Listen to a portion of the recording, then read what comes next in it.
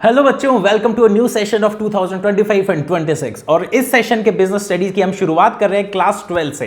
Class 11th business studies की भी सारी वीडियोस तुम्हें यूट्यूब चैनल पे मिल जाएंगी। और रही बात तुम्हारी अकाउंटेंसी क्लास 12th और 11th, वो दोनों की भी वीडियोस मैं डालने की पूरी कोशिश करूंगा, पर मेरा सबसे मेजर फोकस रहेगा business studies class 11th and class 12th के लिए। So let's begin. तो बच्चों, हमारी बिजनेस स्टडीज क्लास 12 का सबसे इंपॉर्टेंट और पहला टॉपिक कौन सा है? उस टॉपिक का नाम है chapter number 1, nature and significance of management. इस चैप्टर में हम ये समझने वाले हैं कि मैनेजमेंट होता क्या है, क्या क्या उसके कैरेक्टरिस्टिक्स होते हैं और उसकी सिग्निफिकेंस यानी इंपॉर्टेंस क्या होती है मैनेजमेंट की। किसी भी ऑर्गेनाइजेशन में मैनेजमेंट की जरूरत पड़ती है, पर उसकी जरूरत पड़ती है तो पड़ती क्यों है, उन सारी चीजों के सॉल्यूशंस हमें, उन सारी चीजों के जवाब हमें इस चैप्टर के अंदर मिल जाएंगे। तो इस चैप्टर का सबसे पहला टॉपिक है management concept, objectives and importance. तो यानी सबसे पहले हम समझेंगे कि मैनेजमेंट का कंसेप्ट क्या है, मैनेजमेंट का मीनिंग क्या है, और उसके बाद में कि मैनेजमेंट हमें किसी भी ऑर्गेनाइजेशन में क्यों चाहिए होता है, किस ऑब्जेक्टिव से मैनेजमेंट को लाया जाता है किसी ऑर्गेनाइजेशन में, और फाइनली हम देखेंगे कि इसकी इंपॉर्टेंस क्या होती है। तो बच्चों, अगर मैं कंसेप्ट ऑफ मैनेजमेंट को समझाऊं तो देखो, मैनेजमेंट किस पर्पस से लाया जाता है। एक सिंपल सा पर्पस है मैनेजमेंट को लाने का कि भैया आप हमारी कंपनी के अंदर आओ और हमारी कंपनी के अंदर हमारा काम पूरा करके दो। तो इस पर्पस से हम मैनेजमेंट को लाते हैं। तो इसीलिए हमने सामने लिखा हुआ है कि management is the process of getting things done, कि भैया सबसे इंपॉर्टेंट काम तो ये है कि आप हमें काम पूरा करके दो। बात समझ रहे हो? तो बच्चों, आप एक और हमें कुछ चीज बताओ कि काम पूरा करके तो कोई भी दे देगा, पर बात यह आती है कि काम हमारा टाइम से पूरा होना चाहिए और कम से कम खर्चे के अंदर पूरा होना चाहिए। तो मैनेजमेंट के लिए इसीलिए हमने आगे लिखा हुआ है, it is done to achieve goals effectively and efficiently. अब तुम्हारे मन में सवाल आएगा कि सर इफेक्टिवली का मतलब क्या होता है? तो बच्चों, इफेक्टिवली का मतलब होता है कि टाइम से काम पूरा करना है, और एफिशिएंटली का मतलब होता है कि कम से कम कॉस्ट के अंदर काम पूरा करना है। ठीक है जी। तो मैनेजमेंट की डेफिनेशन आपको समझ आ गई होगी। Management is the process of getting things done to achieve goals effectively and efficiently, यानी टाइम से काम पूरा करके दो और कम से कम कॉस्ट के अंदर काम पूरा करके दो। तो आगे इसने लिखा हुआ है the concept of management consist of 3 terms. तो यानी इस मैनेजमेंट की देखो हमने डेफिनेशन जो करी है उसके अंदर सबसे इंपॉर्टेंट चीजें क्या आ रही है? एक तो ये आ रहा है प्रोसेस, दूसरा सबसे इंपॉर्टेंट वर्ड है इफेक्टिवली और एफिशिएंटली। तो बच्चों, अगर मैं इन तीनों वर्ड्स को, वर्ड नंबर 1, वर्ड नंबर 2 और वर्ड नंबर 3, इन तीनों को मैं मिक्स करके एक कंसेप्ट आता है जिसको बोला जाता है द कंसेप्ट ऑफ मैनेजमेंट। तो यानी अगर आपके पास क्वेश्चन आ जाए एग्जाम के अंदर, what is the concept of management, तो आपको 3 चीजें उसके अंदर लिख के आनी है, प्रोसेस, इफेक्टिवली और एफिशिएंटली। ठीक है जी। तो the concept of management consist of 3 terms. सबसे पहली टर्म बता रखी है प्रोसेस। तो मैनेजमेंट एक प्रोसेस होता है। अब तुम्हारे मन में सवाल आएगा, सर प्रोसेस कैसे होता है मैनेजमेंट? तो आप मेरे को एक चीज बताओ कि अपन ने मान लो कोई सी बर्थडे पार्टी करने का सोचा, तो आप एक चीज देखोगे कि अगर बर्थडे पार्टी करने का सोचा तो उसकी ना एक सीक्वेंस होती है। सबसे पहले हम प्लानिंग करेंगे, उसके बाद में हम लोगों को लाएंगे कि भाई आप ये काम करना, हम काम को डिवाइड करेंगे, हम सारे रिसोर्सेज इकट्ठा करेंगे, हम पैसा इकट्ठा करेंगे, और इस हिसाब से हम निगरानी रखेंगे जब तक बर्थडे ढंग से हो नहीं जाता कि भाई काम ढंग से चल रहा है कि नहीं चल रहा। तो इससे हमें समझ में आता है कि मैनेजमेंट एक प्रोसेस है, यानी एक सीक्वेंस ऑफ स्टेप्स को हमें फॉलो करना पड़ता है, उसी के बाद हम मैनेजमेंट ढंग से कर पाते हैं। अब ये बात है कि सर हमारे जो सिलेबस है उसके अंदर ये सीक्वेंस ऑफ स्टेप्स क्या है? तो देखो बच्चों, उस हमें 5 स्टेप्स की सीक्वेंस दे रखी है हमारे सिलेबस के अंदर। वो 5 स्टेप्स की सीक्वेंस क्या है? उस सीक्वेंस का नाम है POSDC। P का मतलब होता है प्लानिंग, O का मतलब होता है ऑर्गेनाइजिंग, S का मतलब होता है स्टाफिंग, D का मतलब होता है डायरेक्टिंग, और C का मतलब होता है कंट्रोलिंग। तो यानी अगर आपको मैनेजमेंट अच्छे से करना है ना, तो आपको ये 5 स्टेप फॉर्मूला फॉलो करना पड़ता है। इसको हम क्या बोलते हैं? प्रोसेस ऑफ मैनेजमेंट भी बोलते हैं। वो प्रोसेस क्या है? Planning, organising, staffing, directing and controlling. जब ये सारी चीजें एक साथ आती है तो हम उसको क्या बोलते हैं? Process of management.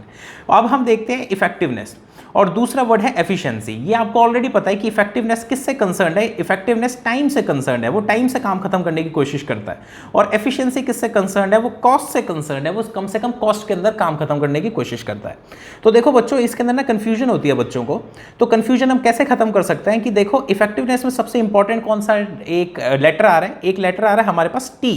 तो आपको याद रखना है T का मतलब है ये टाइम को डिनोट करेगा। और रही बात इसकी कि C एफिशिएंसी की, तो एफिशिएंसी के अंदर C आ रहा है। C किसको डोनेट करता है बच्चों? ये कॉस्ट को डोनेट करेगा। तो यानी अगर इफेक्टिवनेस की बात करें तो लेटर टी आ रहा है तो ये टाइम की बात कर रहा है, यानी टाइम से काम खत्म करने को बोल रहा है। वहीं पे अगर दूसरी तरफ एफिशिएंसी की बात करें, इसमें बीच में लेटर सी आ रहा है तो ये कम से कम कॉस्ट के अंदर काम खत्म करने की बात कर रहा है। तो यही हमने सामने लिखा हुआ है, it is concern with doing the right task and achieving the goals, it is focused on and result, it is focused on achieving the goals on time and it is focused on and results. आगे हम बात करें efficiency की, तो efficiency में लिखा हुआ है it means doing task with minimum cost, यानी कम से कम कॉस्ट के अंदर हमें काम पूरा करना है, रिसोर्सेज को ढंग से यूज करना है और ज्यादा से ज्यादा बेनिफिट देने की कोशिश करनी है। ठीक है जी, तो ये होता है हमारा कंसेप्ट ऑफ मैनेजमेंट। उसके बाद में एक डिफरेंस दे रखा है, difference between effectiveness and efficiency. ये डिफरेंस बहुत ईजी है, जैसे आप रीड करोगे तो आसानी से समझ आ जाएगा। जैसे कि इफेक्टिवनेस में लिखा हुआ है कि ये टाइम को कंसर्न रखता है और एफिशिएंसी आपकी कॉस्ट को कंसर्न रखती है। क्योंकि ये टाइम को कंसर्न रखता है तो इसका सिर्फ एक ही दिमाग में चलता है कि भाई मेरे को एंड रिजल्ट यानी काम पूरा करके देना है, पूरा करके देना है। वहीं पे अगर अपन एफिशिएंसी की बात करें तो एफिशिएंसी सोचता है कि यार मेरे को कम से कम कॉस्ट में काम पूरा करना है, कम से कम कॉस्ट में काम पूरा करना है। तो इफेक्टिवनेस तभी आती है जब आप सही काम करके देते हो और एफिशिएंसी तब आती है जब आप सही तरीके से काम करके देते हो। तो ये आपका डिफरेंस है। डिफरेंस के बाद अब हमारा अगला टॉपिक आ गया, the relation between efficiency and effectiveness. तो अभी तक की कहानी से आप समझ चुके होंगे कि इफेक्टिवनेस और एफिशिएंसी ने दोनों साथ में चलती हैं। तो इसका मतलब यह है कि अगर मैं मान लो कि अपन एक कंपनी को चला रहे हैं और कंपनी को चलाते चलाते हम क्या चाहेंगे अपने मैनेजर में, हम ये चाहेंगे कि सर एक तो काम टाइम से कंप्लीट होना चाहिए हमारा, और दूसरी हमारे मन के अंदर होगा कि यार काम टाइम से तो होना ही होना चाहिए, प्लस सही कॉस्ट के अंदर भी काम पूरा होना चाहिए। तो हम क्या चाहेंगे, हम चाहेंगे कि दोनों हाथ में लड्डू हो भाई, एफिशिएंसी भी और इफेक्टिवनेस भी हो। तो जो टॉपिक है कि what is the relationship between efficiency and effectiveness, तो इसका यही आंसर लिख के आओगे आप अपनी कॉपीज में कि efficiency and effectiveness are interrelated, दोनों आपस में जुड़ी हुई हैं। हर organisation, every organisation tries that it has to get the effectiveness in its task and efficiency in its task. तो यानी हर ऑर्गेनाइजेशन को इफेक्टिवनेस और एफिशिएंसी दोनों ही अचीव करने की कोशिश करनी होती है। तो हमने यही लिखा हुआ है कि both efficiency and effectiveness are important, दोनों ही बहुत जरूरी हैं। और balance between effectiveness and efficiency leads to overall success. जब हम दोनों के बीच में बैलेंस मेंटेन करते हैं उसी के कारण हमारी ऑर्गेनाइजेशन में सक्सेस आता है। आगे बोल रहा है in conclusion effectiveness and efficiency are interdependent. Interdependent मतलब दोनों एक दूसरे पर डिपेंड करती है। अगर आप एफिशिएंसी और इफेक्टिवनेस दोनों रखोगे तो आपको सक्सेस बहुत ज्यादा मिलेगा।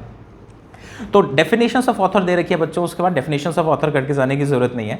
तो बच्चों अब अपन अपने नेक्स्ट टॉपिक पे आते हैं। उस टॉपिक का नाम है कैरेक्टरिस्टिक्स और फीचर्स ऑफ मैनेजमेंट। तो यानी अगर क्वेश्चन आपसे चाहे तो ये पूछ ले कि what are the characteristics of management, चाहे क्वेश्चन आपसे ये पूछ ले what are the features of management, आप दोनों में सेम आंसर लिख के आओगे। तो ये आपको आपके नोट्स के अंदर एक फोटोग्राफिक मेमोरी दे रखी है। इस फोटोग्राफिक मेमोरी से हमें क्या पता लगता है, इसका न्यूमोनिक्स क्या है। Goal goal people make intelligent decisions continuously. तो जी का मतलब क्या है, गोल ओरिएंटेड। दूसरे जी का मतलब ये है ग्रुप एक्टिविटी। पी का मतलब है परवेसिव। एम का मतलब है मल्टी डायमेंशनल। आई का मतलब है इंटेंजिबल। डी का मतलब है डायनामिक फंक्शन और सी का मतलब है कॉन्टिन्यूसली, जो आपने सामने लिखा ही हुआ है। तो ये आपका एक न्यूमोनिक बना हुआ है, आप चाहो तो इस न्यूमोनिक से याद कर सकते हो, वरना कुछ बच्चे क्या करते हैं उनको ये सिर्फ स्टार्टिंग का लेटर चाहिए होता है, जैसे GGPMIDC। GGPMIDC अगर आप इसको भी याद करते हो तो आपको आपका न्यूमोनिक से याद हो जाएगा। तो दोनों तरीके हैं, फोटोग्राफिक मेमोरी भी है, आपको इससे याद करना इससे याद कर लो, या फिर आपको फर्स्ट लेटर याद करना फर्स्ट लेटर याद कर लो। धीरे धीरे आप याद करने लगोगे, इसको बार बार रिवाइज करोगे तो आपको ऑटोमेटिकली बिना न्यूमोनिक्स के याद हो जाएगा। तो अपन सबसे पहले टॉपिक देखते हैं। सबसे पहला पॉइंट क्या है, सबसे पहला कैरेक्टरिस्टिक्स क्या है मैनेजमेंट का। तो सबसे पहले कैरेक्टरिस्टिक्स कह रहा है कि management is a goal oriented process. Goal oriented process का मतलब ये है कि मैनेजमेंट को सिर्फ इसीलिए लाया जाता है किसी ऑर्गेनाइजेशन में ताकि ऑर्गेनाइजेशन का काम सही ढंग से होए। मैनेजमेंट को इसीलिए लाया जाता है ताकि हमारे जितने भी गोल्स हमने बनाए हैं वो सारे गोल्स ढंग से अचीव हो पाए। तो इसलिए हम बोलते हैं कि management is a goal oriented process, क्योंकि मैनेजमेंट का एम सिर्फ एक ही होता है कि हमें ऑर्गेनाइजेशन के गोल्स पूरे अचीव करके देने। ठीक है, तो ये एक सबसे पहले कैरेक्टरिस्टिक्स होगी कि गोल अचीव करके देता है। दूसरी चीज कह रहा है management is a group activity. इसको कैसे समझोगे, तो देखो management is a group activity को ऐसे समझो कि किसी भी ऑर्गेनाइजेशन को, जैसे आपका स्कूल है, आपके स्कूल को मैनेज करने के लिए क्या एक बंदा पूरा स्कूल चला रहा है क्या? आंसर है नहीं, बहुत सारे ग्रुप एक साथ में आ रहा है। तो आप ये देखोगे कि जैसे आपके स्कूल को चलाने के लिए बहुत सारे लोग एक साथ आते हैं ना, तो हम ये कह सकते हैं कि किसी भी ऑर्गेनाइजेशन में काफी सारे मैनेजर्स एक साथ आते हैं। ठीक है जी, और ये मैनेजर्स क्या करते हैं, जैसे आपके स्कूल के अंदर काफी सारे टीचर्स को मैनेज करते हैं। मैं सही कह रहा हूँ?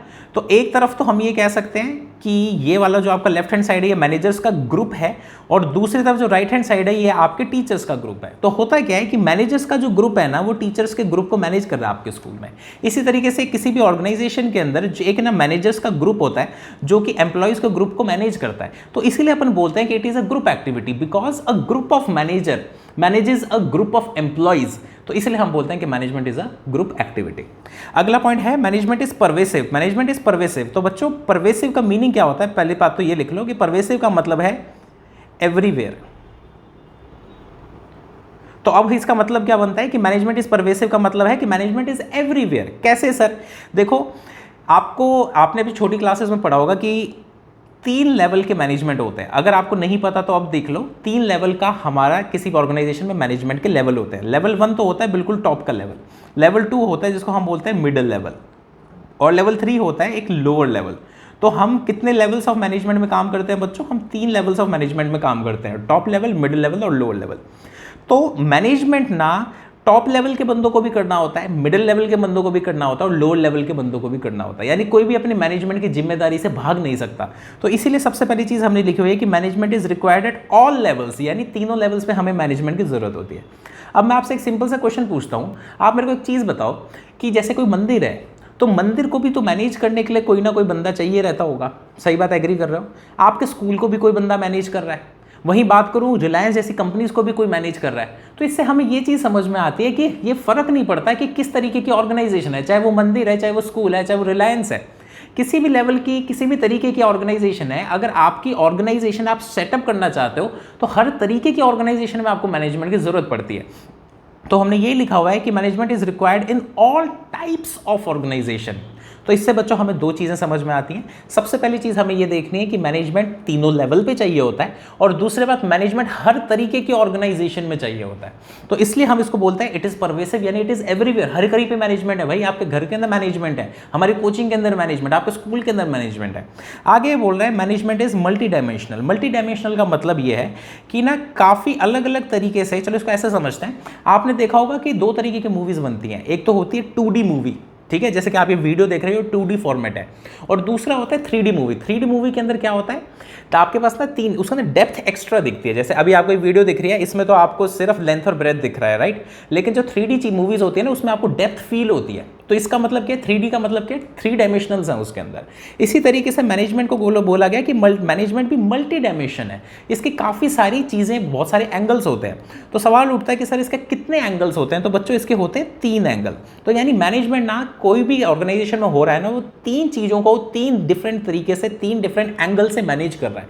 सर वो 3 चीज़ें कौन सी हैं? सबसे पहली तो है वो मैनेजमेंट ऑफ वर्क कर रहा है, मैनेजमेंट ऑफ वर्क। दूसरा क्या है, मैनेजमेंट ऑफ पीपल, यानी लोगों को मैनेज कर रहा है। और पॉइंट नंबर 3 कर रहा है मैनेजमेंट ऑफ ऑपरेशंस, यानी वो ऑपरेशंस को मैनेज कर रहा है।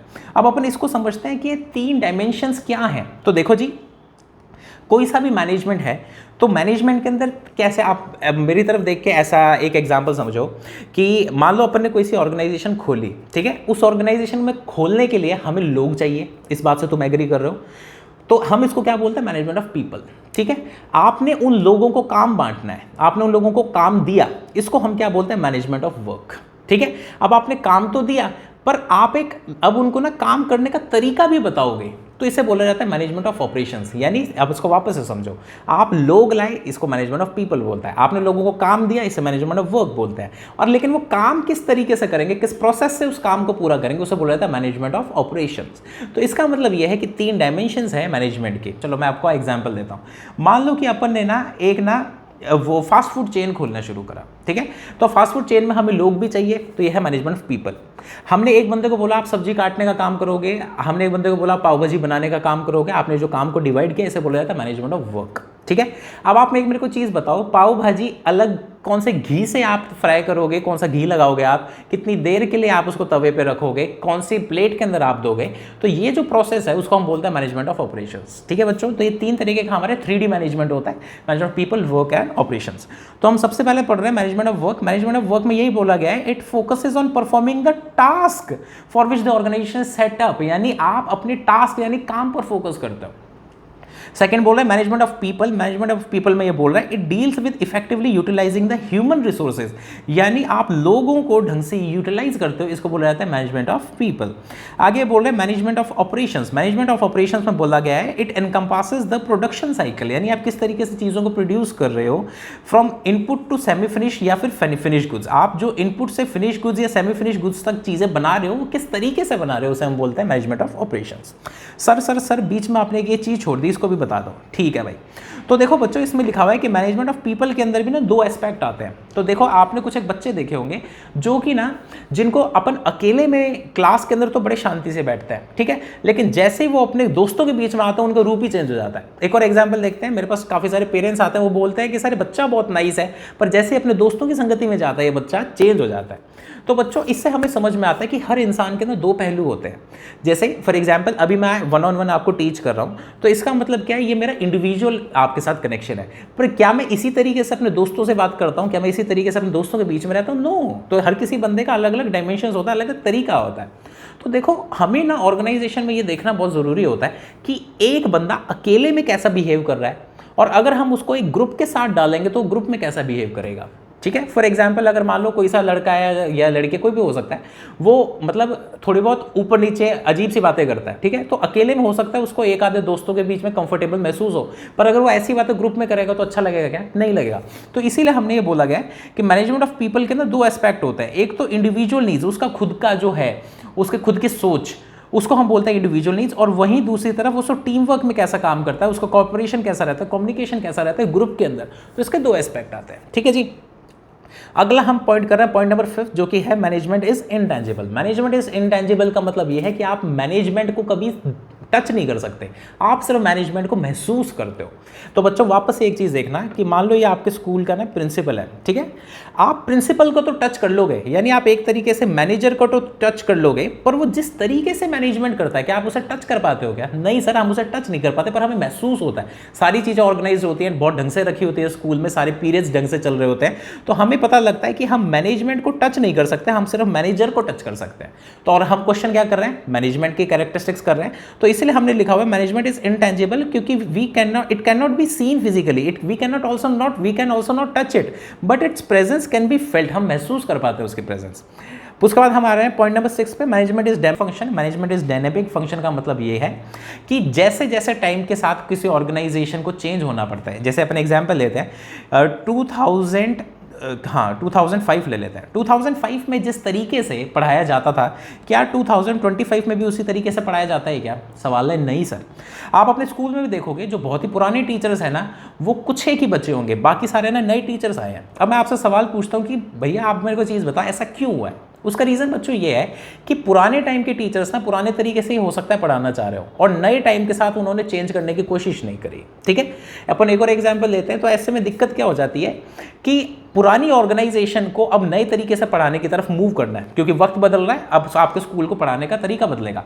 पर कई बार क्या होता है, लोग ना उस बदलाव को एक्सेप्ट नहीं करते, वो ना बहुत ज़्यादा अगेंस्ट में हो जाते हैं ऐसे बदलावों के।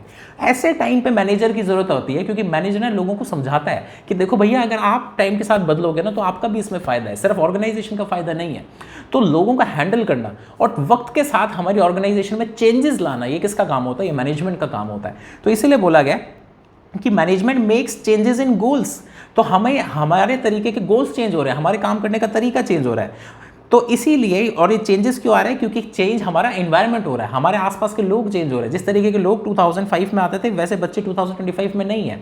तो बच्चे आजकल टेक्नोलॉजी से भी हो गए, उनको पता है कि फ़ोन कैसे यूज़ करना है। तो इससे हमें समझ में आता है कि आपको मैनेजमेंट में, ऑर्गेनाइजेशन में अपने गोल्स चेंज करने पड़ते हैं, लोगों को साथ में लाना पड़ता है। ऐसी चीज़ में कौन बंदा साथ में आता है? हमारा मैनेजर और मैनेजमेंट साथ में होता है, उसी की मदद से हम अपनी ऑर्गेनाइजेशन को ढंग से चला पाते हैं। अब हम आ गए पॉइंट नंबर 7 पे। पॉइंट नंबर 7 कह रहा है management is a continuous process. जिस तरीके से ये कहावत कही गई है कि जब तक सूरज चांद रहेगा, वही वाली कहावत, उसी तरीके से मैनेजमेंट का नाम रहेगा। इसको ऐसे समझो, जब तक ऑर्गेनाइजेशन एग्जिस्टेंस में रहेगी तब तक हमें मैनेजमेंट करना ही पड़ेगा, क्योंकि जैसे ही ऑर्गेनाइजेशन बंद हो जाएगी तब हम मैनेजमेंट को बंद कर सकते हैं। पर जब तक ऑर्गेनाइजेशन सर्वाइव करेगी हमें मैनेजमेंट की जरूरत पड़ेगी, क्योंकि हमें अपने गोल्स अचीव करने हैं बिल्कुल ढंग से, ठीक है। तो बच्चों अगर आपको कोई सा भी डाउट आ रहा है आप नीचे कमेंट कर देना, मैं आपको रिप्लाई कर दूंगा, और नीचे नंबर भी आ रहा होगा, आप चाहो तो मेरे से व्हाट्सएप पे भी कनेक्ट कर सकते हो। रही बात बाकी के टॉपिक्स में आपको नेक्स्ट पार्ट में करवाता हूँ। आपको सारे एमसीक्यू MCQ और केस स्टडीज भी करवाऊंगा, डोंट वरी, बहुत अच्छे से करेंगे आप पूरा सिलेबस। ठीक है जी, मिलते हैं अगली वीडियो में, बाय बाय।